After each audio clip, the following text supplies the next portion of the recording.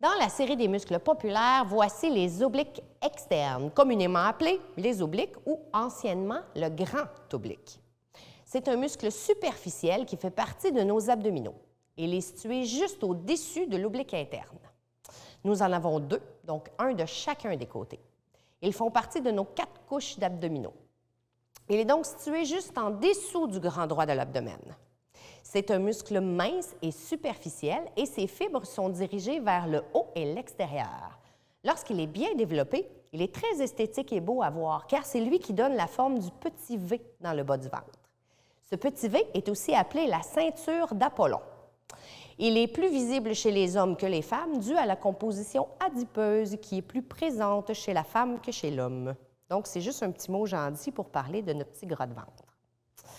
Origine et insertion des obliques externes. Donc, sur la face latérale des côtes 5 à 12, insertion sur l'aponévrose de l'oblique externe et la ligne blanche. En fait, la ligne blanche, c'est la ligne qui traverse le centre, et la crête iliaque. Qu'est-ce que ces muscles font? Lorsque les deux obliques travaillent en même temps, ils vont permettre la flexion du tronc. Lorsqu'ils sont isolés et qu'ils travaillent un seul côté à la fois, ils vont permettre de l'inclinaison homolatérale, donc du même côté, exactement, et rotation contralatérale, donc ils vont tourner du côté opposé. Donc, un exemple.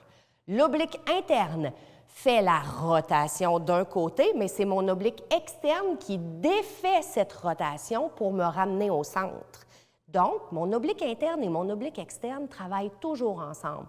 Un qui fait la rotation et l'autre qui défait la rotation pour nous ramener au centre. Les obliques externes sont aussi utilisés lors de la toux, la défécation, le vomissement, l'accouchement, mais de manière beaucoup moins importante que le transverse de l'abdomen. Les muscles qui travaillent en synergie sont les obliques internes pour la rotation du tronc. Pour l'inclinaison, nous avons le carré des lombes et les muscles profonds de la colonne, comme par exemple le semi-épineux ou l'iliocostal. Et pour la flexion de la colonne, bien, on va avoir le grand droit de l'abdomen. Les fibres de l'oblique interne et de l'oblique externe forment une continuité dans leur direction. C'est pour ça qu'ils travaillent si bien ensemble. Lorsqu'on parle de rotation par les obliques, on parle d'un mouvement qui s'initie par notre chaîne antérieure, donc l'avant de notre corps. Mais on doit aussi parler de ce qui se passe dans notre dos, dans notre chaîne postérieure. Je vous parle ici des chaînes croisées. Donc, c'est une synergie d'activation de muscles qui va nous permettre une rotation optimale de notre colonne. Les muscles qui vont travailler contre les obliques externes sont les extenseurs de la colonne, tels que les semi-épineux et les longissimus. Et on a aussi les obliques internes. Je vous explique.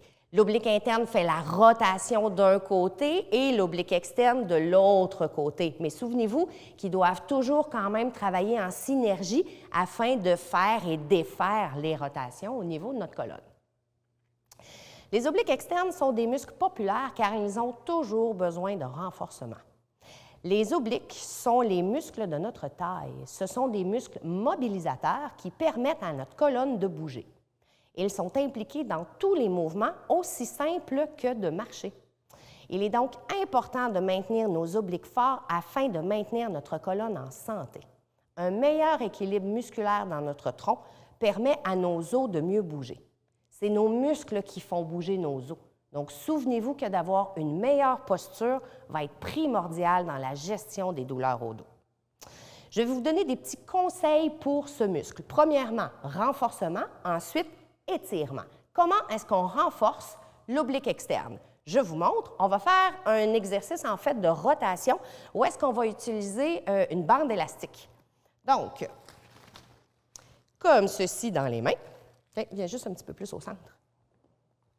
Donc là, ce que je veux faire en priorité, ça va être de venir placer ma colonne grande et droite. Donc, je vais aller chercher mon élongation, mon opposition au maximum pour vraiment aller aligner mes structures osseuses. Une fois que c'est fait, là, ce que je vais demander de faire, c'est de tourner ici avec la bande élastique et de revenir. Ce qui est très important, ça va être toujours de maintenir les bonnes courbes au niveau de la colonne, mais de maintenir aussi le bassin très, très stable. Donc, cet exercice-là pourrait se faire en position debout sans aucun problème, sauf que c'est beaucoup plus difficile d'aller stabiliser le bassin. Donc, si je suis en train de faire le même exercice où est-ce que là, mon bassin tourne et que je suis en train là, de tout bouger, je ne suis vraiment pas en train d'isoler mes obliques. Donc, en ce moment, le bassin est stable. On voit vraiment la rotation qui se fait par notre centre, par nos obliques. Donc, c'est ça ici qui vient amener le mouvement.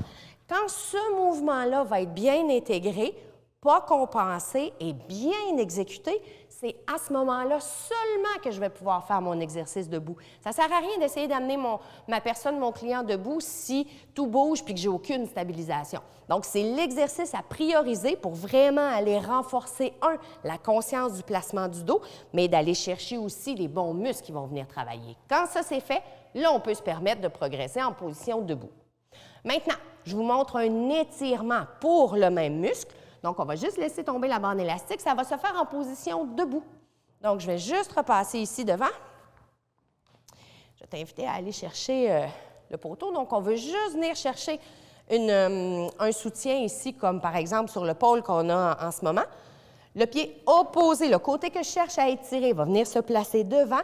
Et là, tout simplement, on va venir faire une inclinaison debout, comme ça ici. Donc, je vais vraiment laisser aller mon bassin pour venir créer un allongement, un étirement au niveau de mes obliques.